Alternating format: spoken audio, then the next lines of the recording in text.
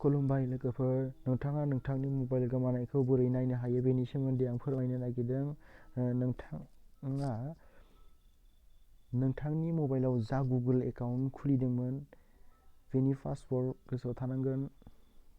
बेनिखायनो नोंथाङा जा जिमेल खुलिदोंमोन बे पासवर्डफोरा गोसोआव थानांगोन। नोंथाङा गिबियावनो गुगोलाव थांनानै सार्च बानाय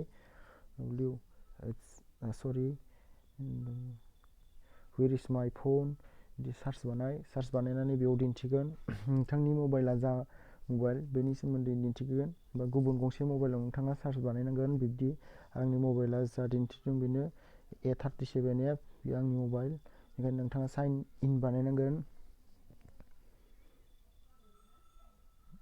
बै मबाइलाव नोंथाङा जा गुगोल एकाउन्ट खुलिदोंमोन बेनि पासवर्डखौ नोंथाङा होनांगोन, बेयाव साइन इन बानायनांगोन।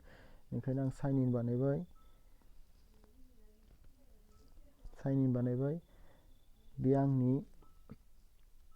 बे आंनि मबाइल दिन्थिदों Oppo37F।